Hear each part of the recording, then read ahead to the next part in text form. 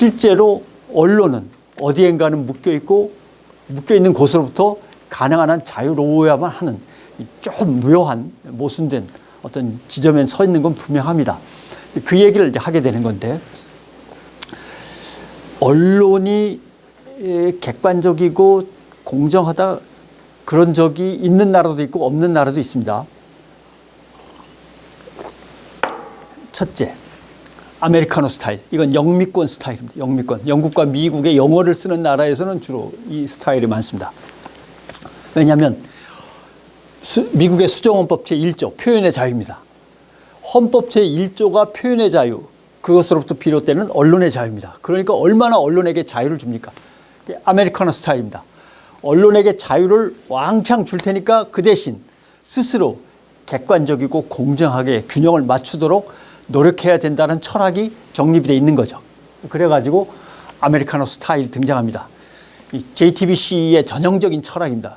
저널리스트의 본령으로서의 아메리카노. 그다음 에스프레소. 이거는 지중해 스타일이라고 흔히 얘기합니다. 다원적, 극다원주의라고 하는 건데, 여기는 사회주의 신문이 있고 공산주의 신문도 당연히 있고, 그러니까 기독교 사회주의, 그다음에 카톨릭 민주 보수주의 신문들이 있고, 여러 가지 신문들이 막 엉켜버렸습니다. 다 자기 신문의 영역, 자기 방송의 영역에서 하고 싶은 말을 하는 거죠.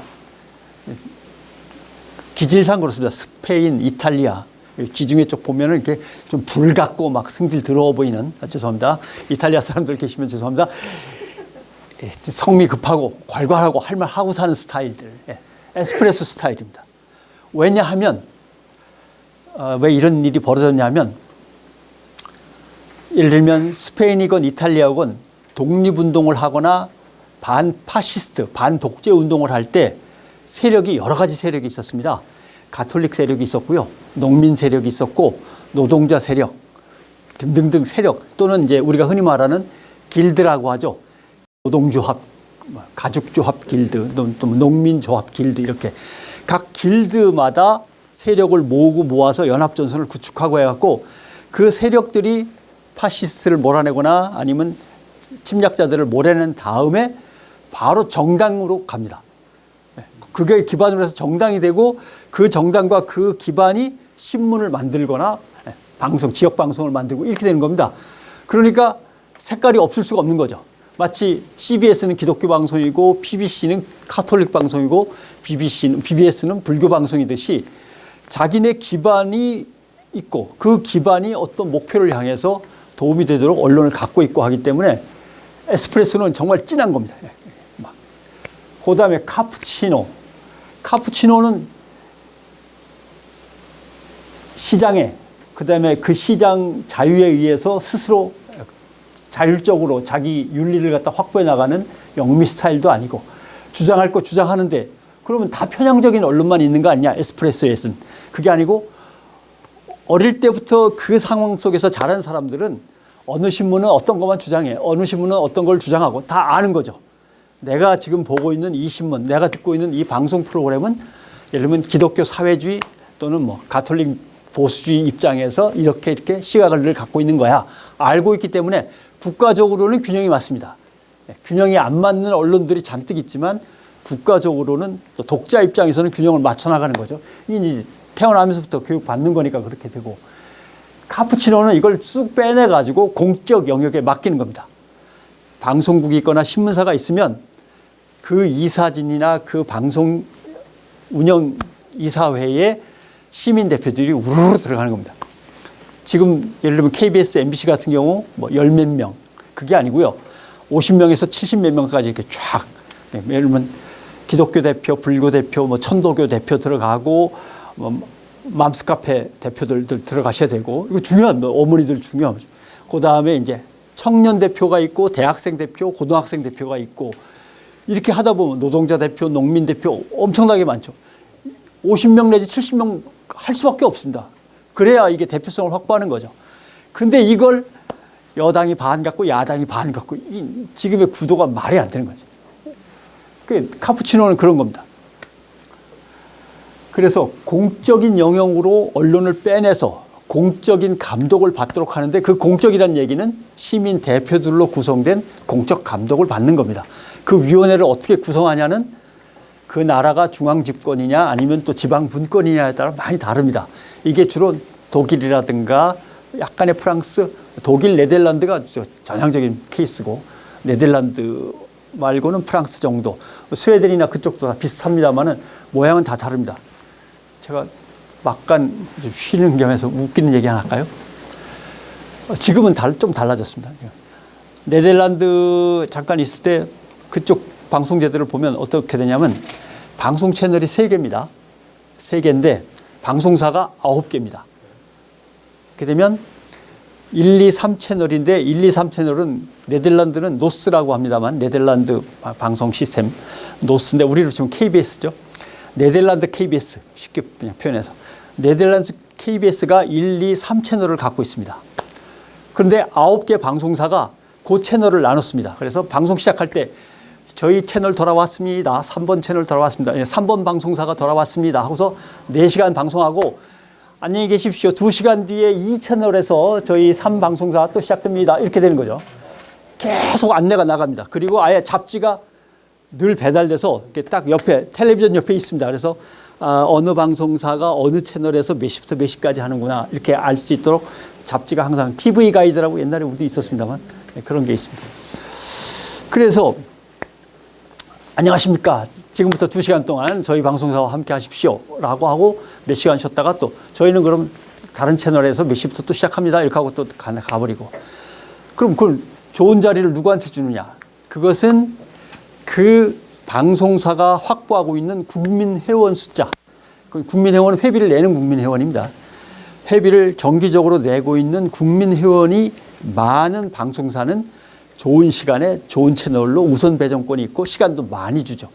근데 회원이 적게 확보된 데는 조금 줍니다.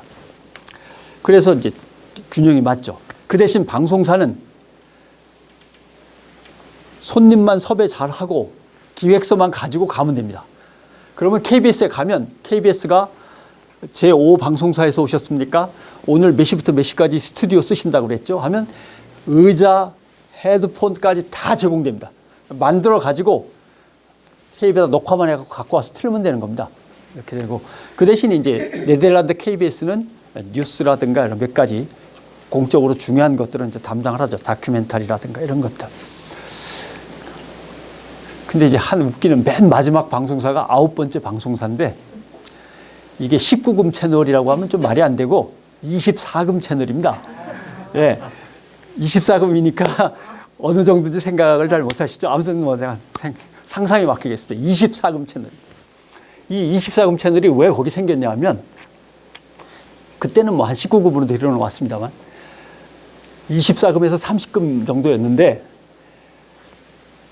해적선에다가 방송 설비를 싣고 안테나를 거기다 꽂아가지고 바다에서 쏘는 겁니다. 이렇게 야한 포르노 채널로.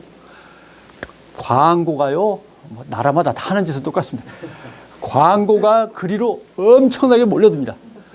그럼 경찰이 단속하러 나가죠? 그럼 뭐 해적선을 몰고 공해상으로 빠져나갑니다. 기다립니다. 기다리다가 또 경찰선이 물러나면 또 슬쩍 영해로 들어와가지고 또 팡팡 쏘고해서 결국 정부가 24금을 18금으로 줄이면 정규 방송으로 넣어주겠다. 예. 타협을 한 겁니다. 그러면 수위를 좀 낮출 테니까 뭐 이 정도 수위는 뭐 네덜란드 그렇지 않습니까? 마약도 자유롭고 그다음에 각종 포르노나 아니면 산업들도 엄청나게 발전해 있으니까 뭐 사실 우리 사회에서 그 정도는 제가 몇십 년 전에 갔는데도 그때 막 거리를 시위하는 게 있어서 이렇게 봤더니 동성애자들이 에이즈로 요새 많이 죽기 때문에 에이즈로 숨진 동성애자들의 위령탑을 시청 앞 광장에다 세워달라 뭐 이런 거였습니다. 그 정도니까요. 그러니까 이제 24금을 18금 정도로 낮추고 나름대로 좀 선정적인 채널로 허락을 해준 겁니다. 그게 카푸치노 스타일인 겁니다. 공적인 통제 안으로 들어와서 시민 통제를 받아라. 그리고 그 시민 통제는 누가 봐도 정량적으로 딱 눈에 보이게 이제 구성이 되어 있는 거죠. 그럼 대한민국은? 네.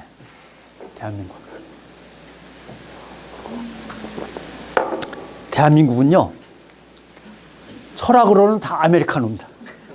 언론은 공정해야죠. 객관적이어야 됩니다. 균형을 맞추셔야죠. 이러시면 안 됩니다. 뭐 이런 거. 네. 노무현도 욕했고 바이든도 욕했는데 왜 윤 대통령 욕한 것만 갖고 이러십니까? 뭐 이런 식입니다.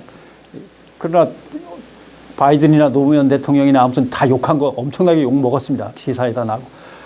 이런 식입니다. 아메리카노. 머릿속이라고 하면 좀 이상하지만 일단 철학을 얘기하라면 나 아메리카노 철학을 얘기합니다. 제도는 다 카푸치노입니다. 예. 공영방송 1, 2 있죠. KBS, MBC 준공영방송입니다.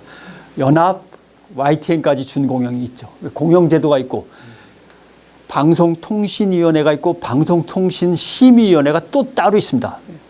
그 다음에 광고조차도 시장에 맡겨놓을 수가 없어서 방송광고공사가 따로 있습니다. 다 공적으로 통제하겠다는 거죠. 거기 다음에 또 뭐가 있죠? 언론중재위원회도 있습니다. 지구촌에서 딱 대한민국에만 있는 겁니다. 언론중재위원회. 언론에 피해를 받았을 때 얼른 판사와 전문가들이 판단할 수 있도록 변호사하고 중재위원회가 각 지역별로 열 몇 개인가 있습니다. 엄청나게 많습니다. 11개인가 요새 그랬을 겁니다. 그 완전히 공적 스타일로 통제를 다 언론을 하도록 광고까지 공적으로 통제하도록 돼 있는데 문제는 이게 이제 전두환 때 만든 건데 제도를 이렇게 만들어 놓고 그 윗자리에 다 자기 사람들로 쫙 깔았기 때문에 이런 공적 제도가 전부 다 사실상 청와대 감독하에 들어가 있었던 거죠. 자, 잠깐 우리는 철학은 아메리카노, 기본 틀은 카푸치노, 법제로는 그 다음에 하는 짓은 에스프레소입니다. 하는 짓은 조선일보는 조선일보대로 뭐 한겨레는 또 한겨레대로 그 다음에 경향은 경향대로 동아일보는 동아일보대로 지들 맘대로 막 꾸며쓰기도 하고 왜곡도 하고 막 이리저리 비틀고 거짓말도 많이 하고 완전히 에스프레소입니다. 자기 주창이 아니라 독도는 우리 땅은 주창이지만 거짓말은 이건 주창도 아니고 주장도 아니고 그냥 거짓말이 나올 때도 많습니다. 아메리카노, 에스프레소, 카푸치노가 막 뒤엉켜가지고 흘러가고 있는 게 이제 우리 상황이죠. 이걸로 해결할 방법이 있을까? 사실은 해결할 방법은 제도를 갖다 조금만 손봐서 이쪽으로 계속 가는 수밖에 없습니다. 이쪽으로 간다. 지금 와서. 그러면 역시 돈 많은 사람이 다 차지하게 돼 있습니다. 시장을 열고 시장에 가서 자유경쟁하고 자율적으로 알아서 하라 그러면 결국 돈 많은 사람들이 하게 돼 있는 거죠. 그래서 자꾸 민영화 얘기 나오고 그다음에 MBC도 민영화 해버릴까 보다. YTN도 주식 팔아 막 이렇게 하면서 민영화 얘기가 계속 나오는 거죠. 시장을 열면 결국 자본을 든든하게 갖고 있는 사람이 유리한 거고요. 그다음에 에스프레소 스타일로 계속 간다 그러면 이건 난리도 아니죠. 왜냐하면 기울어진 운동장이라는 게 아니 진보도 지 말대로 하고 보수도 지 말대로 하면 되는지 아는데 진보는 또 그걸 못해요. 예, 발가벗고 뛰는데 소질이 없습니다. 그래도 체면이 있어가지고 그러면 안 되는 거 아닙니까 정도는 얘기하지만 생각해 보시면 진보신문에서는 그러면 안 되는 거 아닙니까 라고 하는데 보수신문에서는 너 그러면 지옥가 바로 이렇게 쓸 수 있어야 되는데 그게 안 되는 거예요. 사실은 보수도 있고 진보도 있으면 마찬가지구만 하는데 그게 바로 산술적 균형입니다. 산술적 균형이 안 맞습니다. 숫자도 안 맞는 데다가 하는 어떤 그 외국의 강도라든가 주장의 강도 자체가 완전히 달라서 에스프레소를 유지하기도 참 난감하고 이쪽을 보강해야 됩니다. 이쪽을 보강해서 아마 MBC의 이용마 기자가 떠나기 전에 했던 얘기가 그런 얘기죠. 이걸 강화시켜 달라. 왜 MBC를 꼭 여야 나눠가지고 나눠먹기식으로 하느냐. 강화돼야 된다라고 하는 얘기도 이 중에 들어가는 얘기입니다. 언론이 왜 필요한지에 대해서 증명해야 되는 거죠. 그래서 뭐부터 고칠 건가 많습니다만 지금 말씀드린 대로 언론 법제화를 갖다가 공적 제도로 다시 제대로 수리를 좀 하고 거기에 정치인들이 또는 정치권이 자기 사람들을 안 치는 거에 대해서 제도적으로 막을 수 있는 장치를 마련해서 그걸 시민 아래로 끌고 들어와야 됩니다.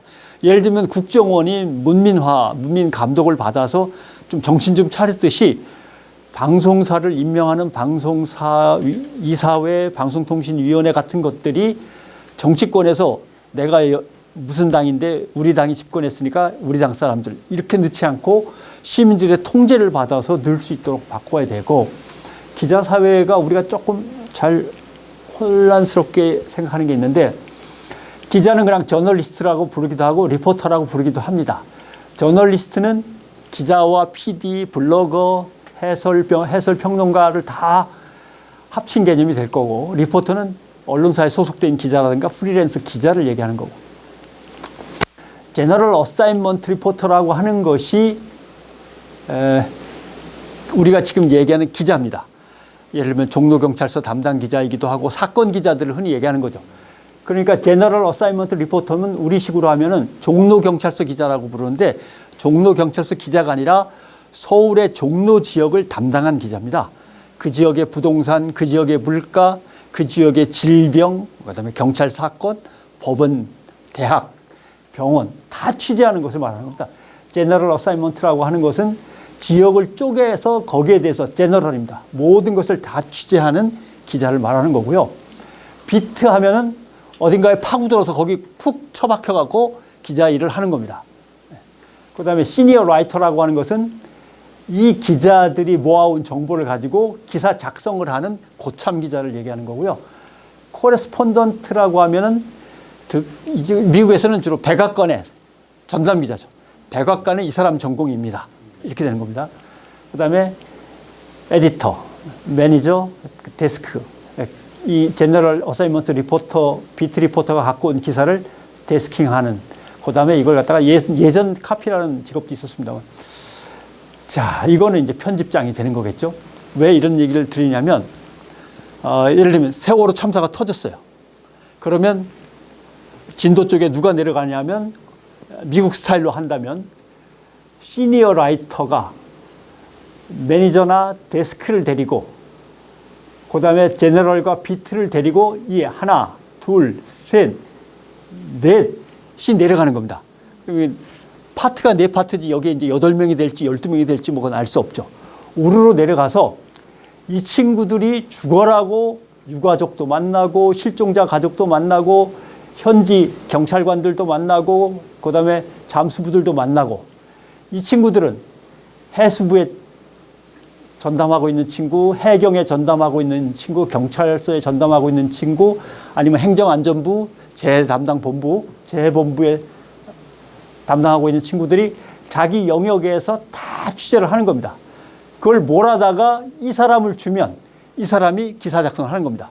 이 사람은 재 취재가 풍부하고 관련된 기사를 많이 써본 사람인 거죠. 그러니까 뭐가 부족하니까 더 챙겨와 라고 다 지시하면서, 또는 이쪽 사람들한테 연락해 가면서, 자문 변호사한테 연락해 가면서 이 사람이 최종적으로 기사를 완성합니다.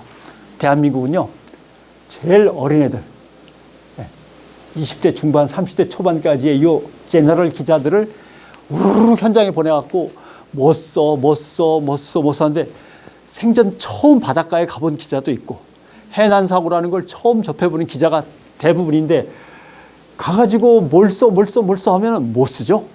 못 씁니다. 그럼 결국 경찰 거 그냥 받아 쓰는 수밖에 없고, 전원 구조 하면은 와 하면서 전원 구조를 받아 쓰는 겁니다.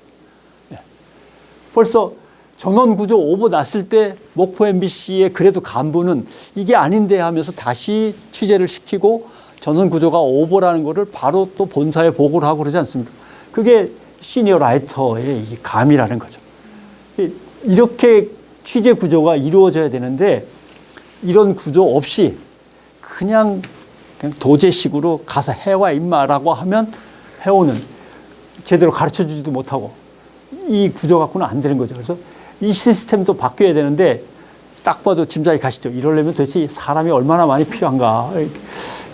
영영 못하고 넘어갈 것 같은 불안함. 그 다음, 기자라는 것은 어떻게 이루어지냐면 누구를 만났냐가 핵심입니다. 예를 들면 쉬운 얘기로, 제가 조갑제나 김대중 선생을 만나가지고 밑에 있었으면 이쪽이 아니고 뭐 어떻게 다를 일이 됐겠죠. 그래도 리영희 선생이나 송건호 선생, 김중배 선생 옆에 있었으니까 그나마 인간이 조금 됐지, 누구를 만나느냐가 기자를 결정합니다. 근데 누구를 만나냐? 뭐 옛날 같으면 룸사롱에 가서 대변인들하고 홍보팀장하고 뭐 술 마시고 뭐 다 그런 게 검사가 누구를 만나느냐. 그게 중요한 거죠. 사실 힘들고 어려운 사람들, 억울한 사람들을 많이 만나고 귀 기울여 들었다면 아니면은 뭐 그런 사람들이 있는 곳에 가서 자원봉사라도 가끔 한다면 모르겠지만 자기 사무실에 앉아있다가 룸사롱 가서 술 대접받고 하면 뭐 그 기자나 그 검사나 그런 사람들이 되는 거고요. 다. 기자의 본령은 지배적인 관점에 도전하는 겁니다. 지금 지배적인 관점은 옛날 같으면 그러면 뭐 문재인 대통령이면 뭐 그쪽이겠구만. 그게 아니고 지배하는 관점은 다릅니다. 지금 지배하는 관점은 뭐냐? 언론과 검찰과 정치권과 강남의 땅을 많이 갖고 있는 사람들과 이 사람들이 한 덩어리가 되어 있는 카르텔이 대한민국 사회의 가장 지배적인 관점에 들어가 있습니다. 지금으로서는 그렇습니다. 그 관점에 도전해서 혹시 사회의 질서와 제도를 당신들 이익에 따라, 당신들의 의도에 따라 좌지우지하는 거 아니냐라고 기자들이 이건 도전해야 되는 문제가 되는 거죠. 예. 이건 뭐 뻔한 겁니다. 공부해야 된다는 얘기는 아까 말씀드렸고, 공부했으면 시대가 가야 할 길도 제시하면서 또 참여를 해서 열어도 줘야 되는데 국민들한테 가능한 한 정치를 싫어하라고 권하죠. 예. 싫어하라고 권합니다. 왜냐하면 가능한 한 생각을 자꾸 하는 국민은 투표장에 안 나올수록 유리하니까. 예. 생각을 많이 하는 국민들이 가능한 한 투표에 나오지 않도록 정치, 정말 실증나시죠? 혐오스럽죠? 이러면서 국민들한테 정치를 갖다 멀리하도록 자꾸 얘기하는 거죠. 예. 그런 것들이 오늘날 언론의 과제들이고 고민하고 있는 지점들인데 뭐 간단하게 이렇게 말씀을 드리고 질문을 받도록 하겠습니다. 고맙습니다.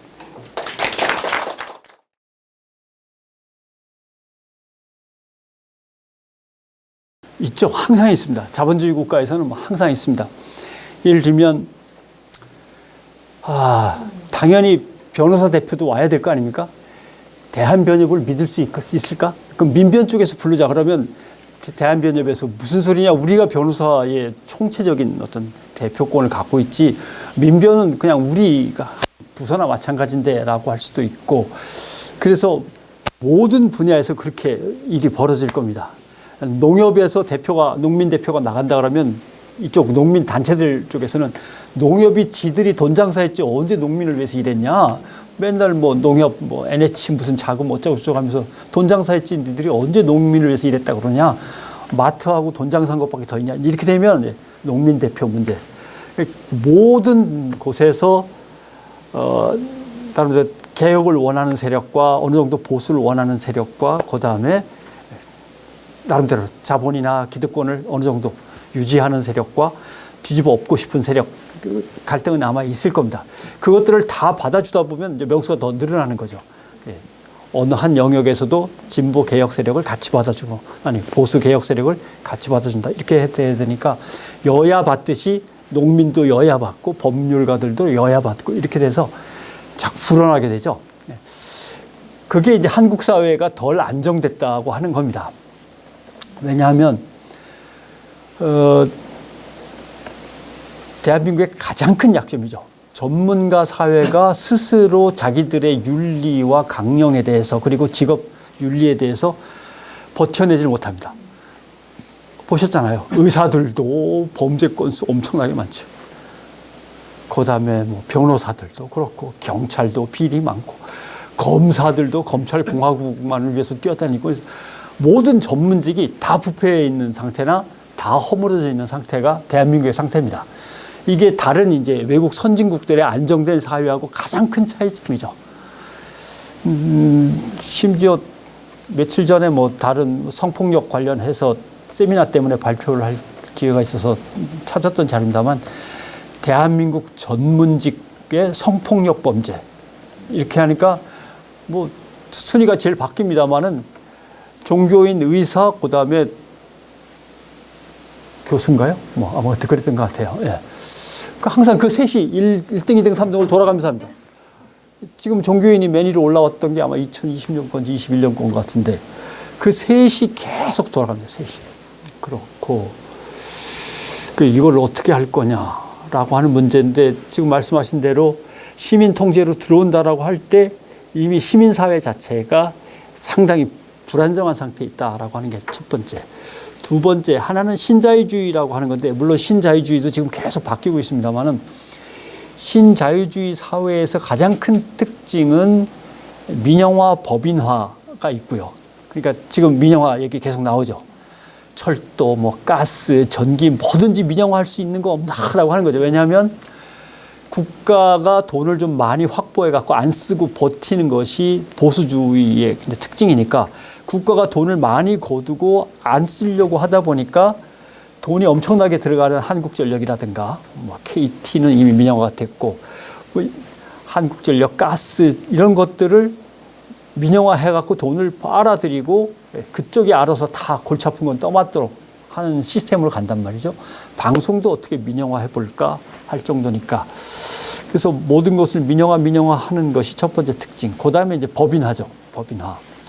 특히 이제 맨 처음에 볼 수 있는 건 국립대 법인화입니다. 뭐 신자유주의에서는 항상 대학들 법인화도 이루어지고 공적으로 자리를 지키고 있어야 되는데 이걸 자꾸 법인으로 만들고 법인화 다음에는 팔아서 민영화. 단계가 그렇게 되는 거니까. 그 다음에 이제 세 번째 특징이 시민단체가 먹고 사는 것 자체가 힘들어서 생존에 허덕이면서 돈벌이에 나선다는 거죠. 시민단체가 돈벌이에 나설 수밖에 없어요. NGO들이 예전에는 회원들의 회비만 갖고도 버텼었는데 못 버티죠. 신자유주의 사회에서 경쟁이 치열해지다 보면 시민사회로도 그 압박이 내려갑니다. 그래서 결국 시민사회도 생존을 위한 어떤 몸부림을 하게 되는데 그게 결국은 프로젝트 따오고 뭐하고 해서 정부나 기업 예산을 갖다 받아들이는 약간의 그것도 자본화하면 자본화라고 할 수 있는데 그 상황 속에서 지켜야 되기 때문에 법으로 정말 공공 또는 시민 감독, 문민 감독 체제를 법으로 확실히 해놔도 잘 안 되게 돼 있습니다. 근데 법조차 이게 확실하지 않으면 더 어려운 거죠. 그래서 법제부터 확실하게 개혁을 해야 되는데 지난 5년 동안 뭐 민주당이 그냥 어영부영 하다 보니까 그냥 지나왔고 모르겠습니다. 이제 될지 안 될지는 밀어붙여야 되는데 정부가 또 버티고 있으니까 좀 힘들죠. 법제는 빨리 바꿔야 됩니다. 그렇게 말씀드릴 수 있겠습니다.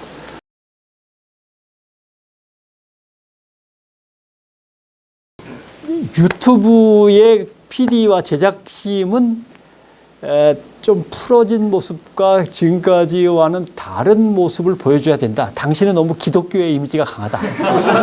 그렇다고 제가 교회 열심히 나가는 것도 아니에요. 그래서 수염을 길러라. 그 다음에 넥타이도 조금 이렇게 느슨하게 하고 널브러진 모습도 좀 보이고 제발 이 뭐라 그러죠? 다리를 꼬아라. 왜 다리를 안 꼬는 거냐?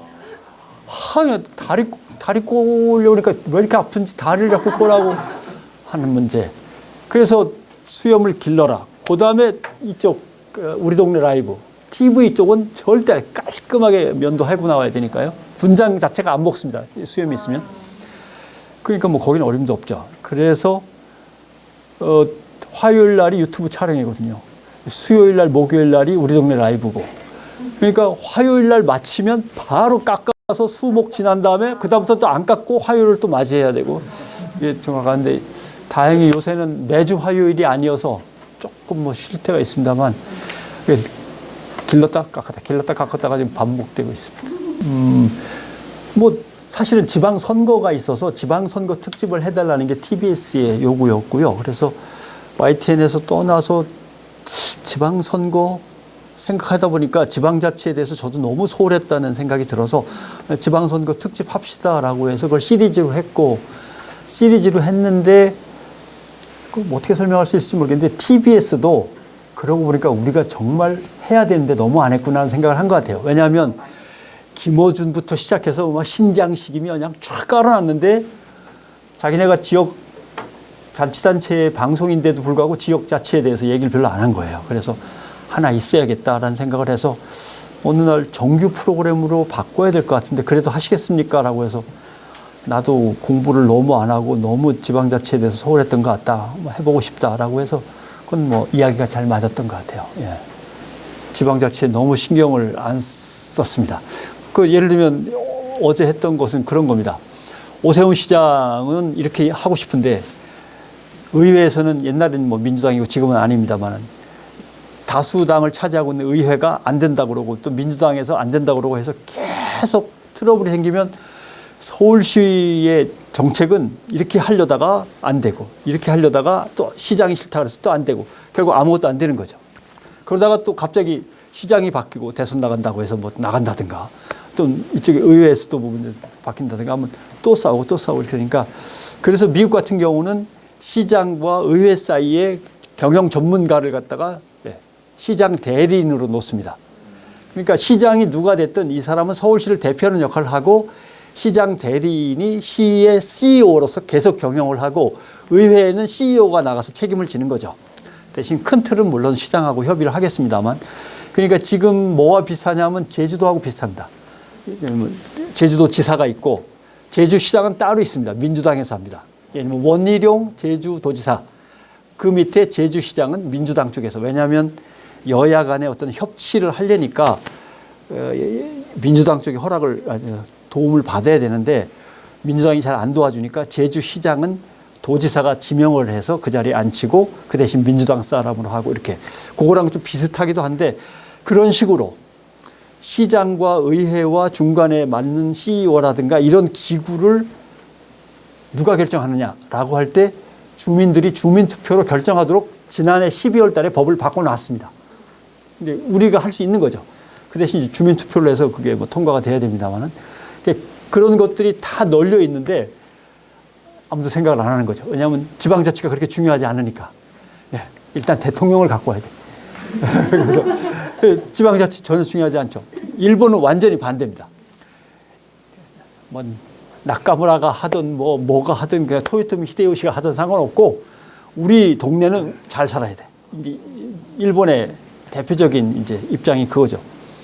그래서 일본은 1960년대 후반에 적군파의 테러 사건을 기점으로 해서 중앙 정치 무대를 향한 국민들의 집단 행동이라는 게 존재하지 않습니다. 지역마다 존재할 뿐이지 없죠. 근데 뭐 얘기 나온 김에 심심풀이로 좀 의미는 있는데 가나카와 네트워크라는 게 있었습니다. 그 가나카와 현을 흐르는 강물이 오염된 거예요. 원인을 살펴보니까 샴푸, 합성세제, 뭐 이런저런 오염물질들이 강으로 너무 많이 들어간 거죠. 그래서 7개 지역 마을의 대표들이 회의를 한 다음에 조례를 만들기로 한 겁니다. 그 강에 흘러 들어가는 시냇물을 갖고 있는 각 마을들마다 의회에서 샴푸를 안 쓰기 뭐 등등등 해갖고 합성세제를 강물에 안 넣도록 가능한 한 그랬는데 의회가 다 거절한 거예요. 샴푸 안 쓰고 뭐 이런 합성세제를 덜 쓰자고 하는 움직임에 대해서.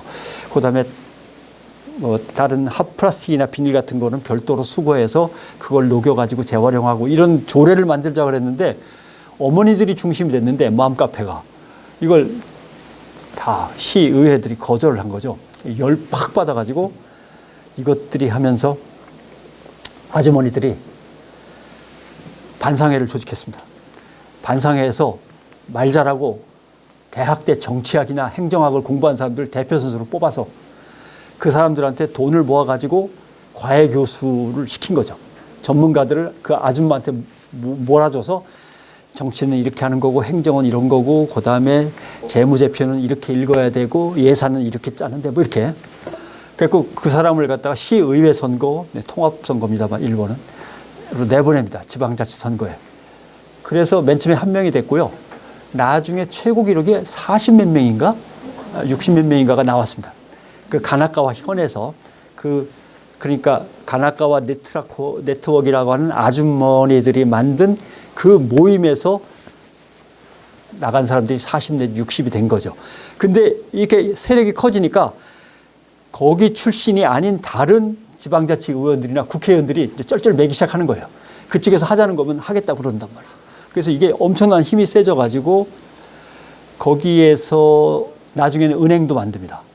가난한 포장마차 할 사람들, 뭐 이런 사람들 긴급 대부라든가, 그 다음에 지역에서 좋은 아이템을 가지고 창업할 때 창업자금, 청년 창업자금 이런 것도 대주고, 그래서 나중에 정치학교도 만들고 했는데, 거기에서 뽑힌 지방의원들은 봉급을 타면 가나카와 네트워크로 다 넘깁니다.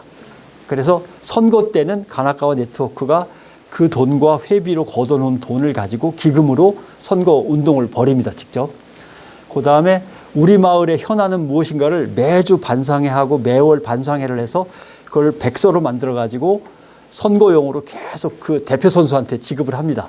그럼 대표 선수는 막 보좌관들 복잡하게 쓸 게 아니라 가만히 있으면 마을마다 계속 리포트가 올라오는 거죠. 그걸 공약으로 만들어서 선거에 나가고, 이런 식으로 계속 돌고 돌아서 가나카와 네트워크라고 하는 것이 유지가 됐죠. 그래서 뭔가 지역이 확 바뀌면 결국 중앙도 바뀌게 됩니다. 근데 우리는 중앙에서 영험하신, 영명하신 지도자가 나와서 지방까지 바꿔줄 걸 기대하는데, 지금 생각해보면 지방에 대해서 30년 동안 너무 무심했다라고 하는 것, 지방자치하고도 그런 생각을 하죠. 그렇습니다.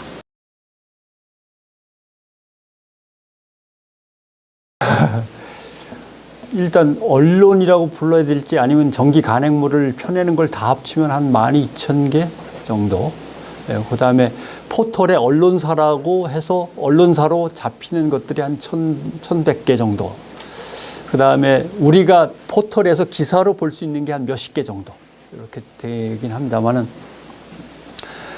언론사 숫자가 일단 많아진 거죠. 엄청나게 많아졌고, 그 언론사를 세운 상당수가 폄하하는 얘기가 될까봐 조심스럽습니다만은, 사실은 정말 저널리즘을 위해서 언론사를 만든 게 아니라 먹고 살려고 하는 언론사도 상당히 많은 것 같습니다. 어떨 때 적발된 거 보면 부부가 하는 것도 있고, 집에서. 여기저기서 뭐 긁어다가 만들면 면은 채울 수 있으니까. 아니면은 어떤 기자들은 봉고차 부대라고 흔히 얘기합니다만은, 그냥 앞에다 환경자 붙여서 무슨 환경신문, 환경신문이 엄청나게 많습니다. 공사장 돌아다니면서 돈 뜯는 거죠. 광고 뜯고. 그래서 혼자 가면은 공사장에서 뭐야, 이 사람 이렇게 하니까 여러 신문사 환경 기자들이 같이 봉고차를 타고 다니면서, 그래서 이제 봉고차 부대라고 흔히 이제 얘기를 합니다만은, 가서 이제 겁주는 거죠. 우르르 몰려왔으니까. 뭐 그런 것도 있었고, 심지어는 지역에서 어떤 신문 같은 경우 정치면하고 경제면, 사회면이 사장님이 다릅니다. 지입차주처럼. 정치면은 내가 자본을 투입한 거고, 경제면은 내가 자본을 투입한 거고, 내가 기자 뽑아가지고 내가 거기서 나오는 수익은 내 거, 이렇게. 이런 식으로 해가지고, 물론 경비는 공동으로 좀씩 내겠죠. 그런 경우도 생기고, 이건 이제 완전히 버려버린, 시작부터 버려버린 그런 케이스고, 정규 언론사 중에도 문제는 지난번에 찾아보시면 아마 기자협회부에 있을 것 같습니다만은 한 6,700명 정도 조사를 했는데, 초임입니다. 기자 초임으로 얼마로 시작을 했느냐에서 대기업보다는 좀 못하지만 그래도 한 4천 정도에서 시작한 곳이 0.1%였던 것 같습니다. 0.1%. 100만 원이 안 되는 기자가 한 20몇 % 나왔습니다. 그러니까 실제로 이 수많은 언론사가 일정한 광고 시장에서 그걸 돈을 빼가지고 나눠 써야 되니까 어렵고, 그 일정한 광고 시장의 상당 부분은 이미 유튜브와 온라인으로 또 새 나가고 있으니까 포션은 더 줄어들고 있고, 사실 그래서 언론의 다양성은 엄청나게 줄어들었습니다. 여러분들 아시겠지만 종편이 4개 생기고 YTN, 연합뉴스 TV까지 TV 채널이 갑자기 6개가 생기면서 이명박 정권 이후로 월간 여성중앙, 심지어는 신동아 월간조선도 요새는 뭐 거의 존재가 없어진, 여성 잡지들이 이미 다 없어졌습니다. 왜냐하면 먹고 살 수가 없어요. 광고를 그 빳빳한 표지에 그냥 화려한 화보들 넣고 해서 제작비는 엄청나게 들어가는데, 광고 회사들이 뭐 신문사 광고를 줄이면 뭐라고 또 기사를 쓸지 모르니까 잡지사 광고부터 줄이는 거죠. 그러니까 잡지들이 거의 없어졌고, 이제 어린이 잡지, 여성 잡지, 전문지, 문학 잡지들은 뭐 일단 거덜난 상태입니다. 그래서 문화의 다양성도 전혀 확보가 되지 않고, 이런 상황에서 예전의 기자들은 그래도 그 사회에서 누가 봐도 내로라 할 만한 지식인이라거나 문필가였던 게 분명한데, 1960년대, 70년대 초반까지만 해도 박정희 정권이 아무튼 동아일보, 조선일보에서 그냥 의식 있는 기자들을 갖다가 몇백 명을 한꺼번에 쳐내면서 그 이후로 완전히 꺾였습니다. 그 다음에 좋은 대통령이 들어섰으면 좋은데 전두환 대통령이 다시 한 1000명 정도 일단 들어오자마자 쳐냈고, 그래서 거의 뭐 약간의 지사적 성격, 저널리즘을 통해서 사회를 변혁시키고자 했던 수많은 선배들이 싹 지워진 상태에서 1980년대가 훅 지나가 버린 겁니다. 1988년부터 다시 시작해보려고 했는데 이미 1970년대 박정희 정권 때는 굴종했던 기자들, 1980년대 81년부터죠. 80년은 계엄령이니까. 1981년 이후에 언론사 숫자를 6분의 1로 확 줄이고 거기에다 광고 시장은 한 3배, 4배 커졌기 때문에 엄청난 돈과 보너스를 받고 사회의 기득권층에다가 고생하시는 기자님들을 위해서 갑근세도 면제를 해주고 뭐 언론사는 전기세도 감면해주고 막 이런 식으로 엄청난 특혜를 줬기 때문에 굴종하던 기자들이 1980년대 중반으로는 완전히 기득권층으로 편입돼 들어와 버린 거예요. 사실 지배계층으로. 1000%, 1200% 보너스를 받으면서 대기업보다 훨씬 많은 봉급을 받고, 누가 그걸 기득권층이라고 봐야지 그걸 본인들의 의식도 바뀌고. 그래서 결국은 그 세월이 한 1990년 쭉 흘러가면서 뭐 없었던 거죠. 다만 MBC 같은 경우가 조금 특이한 것은 민주화가 되자마자 안에 연구 모임이라든가 학술 모임을 만들어서 그동안 우리가 뭘 잘못했는지에 대한 반성 모임과 함께 리영희 선생님 책도 그때 많이 들어갔습니다만 책을 읽고 독서 토론하고 하면서 세상을 다시 바라보자고 하는 모임들이 활발히 있었죠. 그런 것들이 토대가 돼서 노조가 만들어지고 노조 투쟁의 성과가 지금의 MBC로 쭉 이어지고는 있는 겁니다. 근데 이제 각 방송사, 신문사 안에 복수노조로 해갖고 보수노조, 진보노조가 이제 섞이면서 지금 국민의힘 여권이 자신하는 게 그런 거겠죠. 옛날처럼은 못할 것이다. 안에서 이미 보수노조가 있는데 라고 하면서 이제 나름대로 언론에 대해서 더 통제를 강화할 수 있는 것이고, 그 속에 이제 새로운 기자들이 처음 보고 뚝 들어가면 이렇게 보이는 걸 이렇게 보면 내가 여기서 20년, 30년 일하면 저 사람처럼 된다? 아무런 비전이 없는 거죠. 내가 여기서 20, 30년 정말 뼈를 갈면 저 사람처럼 되는구나 라고 해야 되는데 그 뒷모습이 뭐 전혀 동의할 수 없는 뒷모습인 거죠. 그래서 지금 들어오는 친구들을 보면 열악한 상황에서의 기자들은 이 봉급 가지고 어디 가서 자간 뭐 촌지를 얻으라는 얘기인지 아니면 광고를 따오라는 얘기인지 광고 따오는 만큼 수수료를 준다는 얘기인지 뭐 이런 처지에 놓였으니까 하다가 나와버리는 거고, 아니면 딴 데로 옮길 생각만 하는 거죠. 가능한 한 방송사로 옮겨야 되는데 또는 이제는 사실 그것도 더 약해져 갖고 방송사로 옮긴다는 생각이 그나마 2010년도까지의 생각이라면 지금은 광고 회사가 됐던 대기업의 홍보팀이 됐던 간에 아무튼 내가 미디어 경험을 살리고 그걸 이력으로 내놓을 수 있는 곳이면 뭐든지 간다라고 생각을 하고 준비를 하고 있고, 그래서 들어오자마자 생각들은 다 그런 생각에다가 또 들어올 때의 그 포션도 좀 다른 것이 이것저것 하다가 잠깐 걸렸으니까 들어왔다라고 하는 사람들이 은근히 많습니다. 나는 꼭 신문쟁이 될 거야. 방송쟁이 될 거야. 옛날에는 같은 기자도 이렇게 확 나뉘었거든요. 난 신문할 거야, 방송할 거야.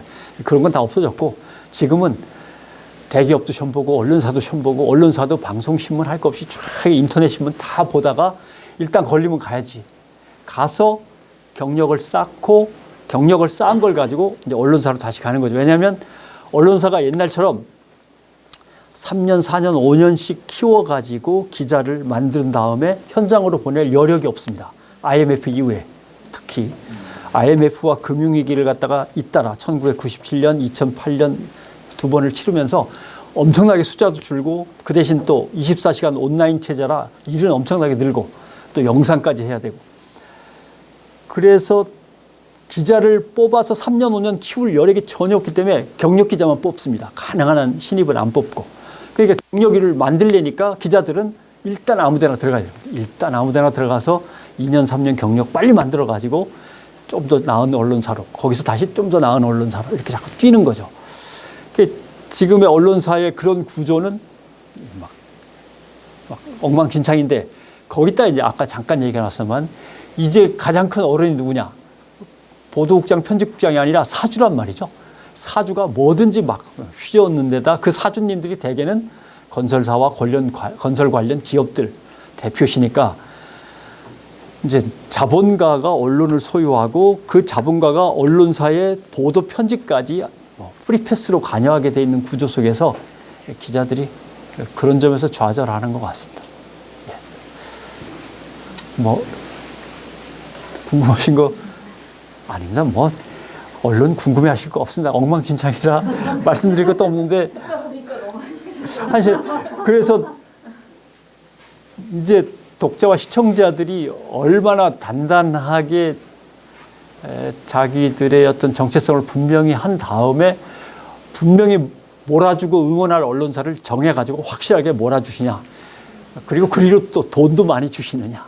이제 이 문제도 있고, 아니면 결국 그런 미디어들이 계속 창업될 때마다 밀어주시고 해서 좋은 미디어들을 많이 만들어내는 것이 문제지, 기성 언론들은 상당히 좀 기대는 난망입니다.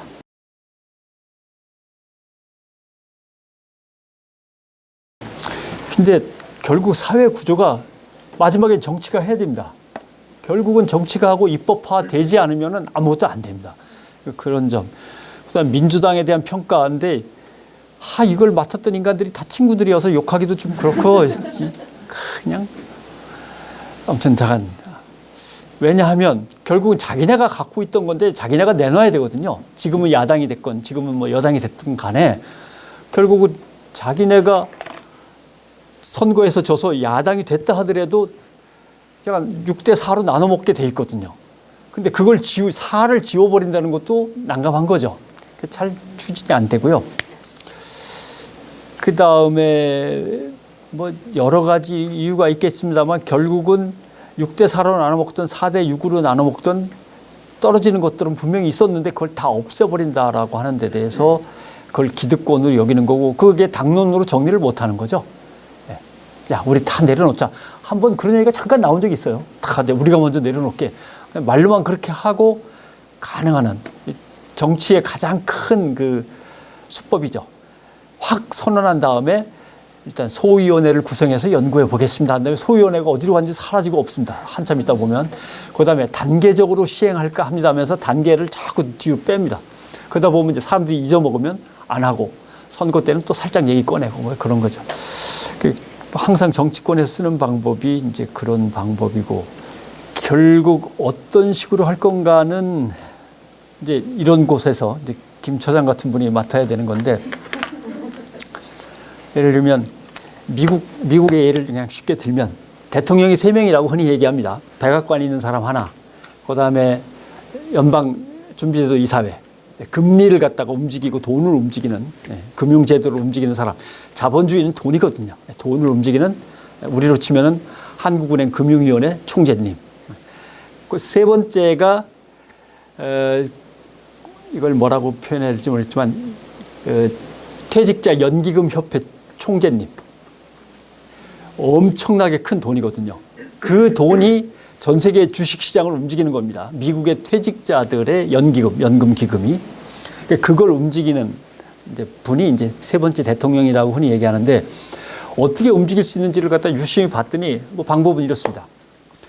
선거 때가 되면 연기금 그 협회에서 쭉 질의서가 갑니다. 국회의원들 후보들 또는 대통령 후보들한테. 퇴직한 우리로서는 이런 것들이 제도적으로 필요한데 이거에 대해서 의견을 얘기하고 열심히 할 건지에 대한 의지를 밝혀달라라고 하면은 후보들이 그걸 다 써내야 됩니다. 그게 바로 이 뉴스레터, 저널로 만들어져 갖고 연기금 그 퇴직자들한테 전부 다 전국에 있는 퇴직자들한테 다 배송이 됩니다. 이렇게 딱 받아보면 어떤 후보는 우리가 원하던 요 제도를 갖다가 좀 떨떠름하게 생각하는 것 같고 뭐 이렇게 다 나오죠. 그 다음에 이제 후보들끼리 이제 경선이 붙으면 이제 계속 거기에 대한 질의서가 가고 당선되면 다시 당선 인터뷰가 또 갑니다. 이걸 어떻게 해주기로 약속했는데 언제까지 할 거냐고. 그 다음에 그게 1년 계속 보고서로 계속 배달이 됩니다. 또 묻고 또 묻고 또 묻고 또 묻고 해서 배달이 되고 선거 전에 그동안 이 인간이 4년 임기 동안에 뭘 하겠다고 했는데 성적표가 어떻다라고 또 성적표가 마지막으로 선거 전에 또 날아갑니다. 그게 계속 배달이 되죠. 뉴스레터로. 전국에 있는 퇴직자들한테 계속 배달이 됩니다. 그러니까 이 사람들이 원하는 거는 거의 다 입법화됩니다. 거의 다 입법화됩니다. 원하지 않아도, 말을 안 해도 알아서 입법화가 된다고 하죠. 더군다나 미국은 로비스트까지 허용이 되는 사회이기 때문에 칼같이 다 만들어지고, 그래서 아시겠지만 미국에는 정년퇴직이 없습니다. 연령이 없습니다. 정해진 게, 정년퇴직이. 특정 기능을 갖고 있는 아주 민감하거나 위험한 직종에 근무하는 사람 외에는 정년이라는 게 없습니다. 퇴직자들이 가만 놔뒀겠어요? 정년이 있으면? 없죠. 간호사 같으면 65세에 간호대학에 입학하는 분들도 있습니다. 배워가지고 70대 때 시작한다고 그런 분들이 있을 정도니까 가면 할머니 학생들도 많죠. 이런 식이죠. 결국은 끈질기게 물고 늘어지고 이것이 리포트와 백서로 계속 남아있고 그걸 가지고 계속 하지 않는 한은 안 움직입니다. 그래서 결국은 시민사회의 역량이 축적되고 더 다양한 방법들을 동원하고 해서 제도권을 밀고 가야 되는데 말씀드린 대로 또 시민사회도 어렵죠. 지난번에 뭐 정신대 관련 단체들 뭐 혼나고 그랬습니다만은 먹고 살기 힘드니까 프로젝트를 갖다 하다 보면은 약점 잡히고 자꾸 이런 것들이 이제 느는 거죠. 그래서 언론도 마찬가지로 정 안 되면 언론과 관계된 다른 촛불에 뛰어들었던 개혁 시민단체들이 연대를 해서 뭔가를 하든지 방법을 짜내야 되는데 아직은 시민사회 역량이 좀 모자라고, 그래 결국은 정치는 술집에서 광장으로 뛰어나가야 됩니다. 술집에서 하면 안 돼요. 정치를 다 술집에서 웬만하면 그냥 참이슬 하고 그냥 막걸리 놓고 하니까. 근데 저도 사실 놀라는 게 대한민국 사람들처럼 국회의원 이름을 다 외우고 있는 나라는 없습니다. 그것도 1960년대 조봉암으로 시작을 해가지고 이렇게 줄줄줄 정치를 갖다 꿰고 있는 국민은 사실 없는데도 불구하고 그게 이제 다 막걸리집 안에서만 벌어지는 문제라 그렇고, 그 다음에 그러니까 이게 뭐라고 설명했냐면 주식회사보다 법인들 중에서는 주식회사보다 조합이 많아져야 됩니다. 조합이 많아져야 됩니다. 왜냐하면 주식회사는 결국 이익을 위해서 사람을 쳐낼 수밖에 없어요. 벌어야 되니까. 근데 조합은 아니거든요. 사람을 위해서 이익을 줄여야 됩니다.